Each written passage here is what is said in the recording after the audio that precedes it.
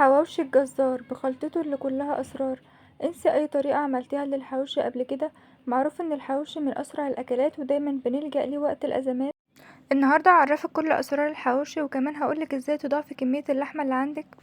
يلا نبدأ بسم الله ونصلي على الرسول ونشوف المكونات بتاعتنا. عندي ربع كيلو من اللحمة المفرومة. لازم اللحمة يكون فيها نسبة دسم ما يقلش عن 25%. وكمان عندي ليا حوالي 50 جرام، طبعا اللي هي الضاني دي اختياري بس بتطعم معاكي الحواوشي بتديله طعم حلو جدا.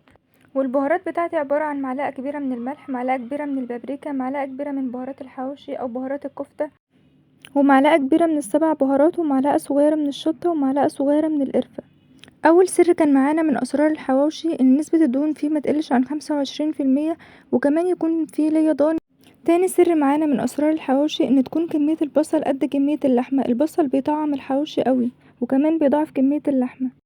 معايا 3 بصلات متقطعين قطع صغيرة او مفرومين في الكبة، وكمان جزرية مبشورة، و3 فلفلات احمر بقى او اخضر اي فلفل عندك، وكمان شوية من البقدونس، و4 فصوص من الثوم مفرومين. وده كان الخضار بتاعي. ويلا بقى نخلط كل المكونات ونقولك على باقي الاسرار. هبدأ ان انا انزل باللحمة اول حاجة، وزي ما قلتلك يكون فيها نسبة دهن، وبعدين هنزل عليها بالليه. طب لو انتي اللحمة بتاعتك حمرا ومفيش فيها اي نسبة دهون هتعملي ايه؟ هتحطي على كيلو اللحمة 3 معالق من السمنة البلدي وتقلبيهم كويس فيها. لو انتي ما بتحبيش طعم الليه او اللحمة اللي عندك حمرا ومفيش فيها اي نسبة دهون، لان من نجاح الحواوشي يكون اللحمة فيها نسبة دهون. وبعدين هنزل بكل الخضار بتاعي عليها وابدأ ان انا اقلب كويس كده في اللحمة بتاعتي واخلط كل المكونات ببعضها. اللهم بارك، الخضار ضعف ليا كمية اللحمة. من اكتر المشاكل اللي بتقابل الناس لما يعملوا الحواوشي ان اللحمة ما تكونش متماسكة وتقع من الرغيف او العيش نفسه يكون معجن.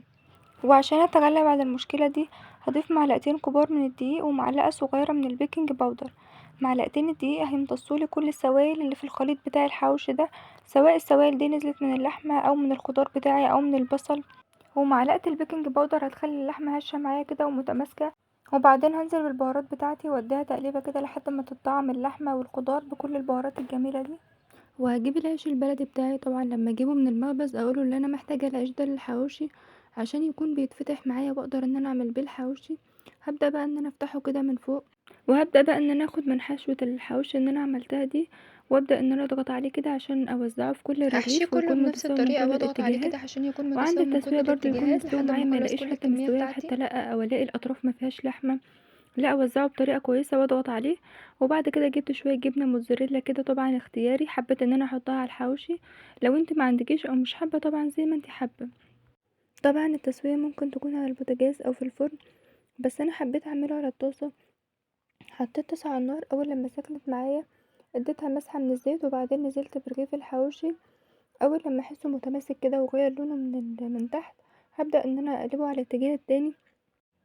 ما بياخدش اي وقت في التسوية، وطبعا الجبنة كانت ساحت معايا. اللهم بارك، كانت مديه طعم حلو جدا للحواوشي.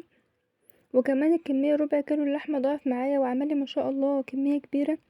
وكمان خلال دقايق كان جاهز معايا، تقدري تعمليه في اي وقت مزنوقة فيه ومعكيش وقت ومش عارفة ان انت تعملي ايه ومحتارة.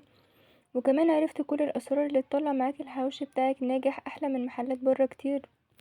اتمنى تجربوا الطريقة دي وتقولي رأيكم في التعليقات، وما تنسوش اللايك والاشتراك في القناة وفعلوا زر الجرس عشان يوصلكوا كل جديد.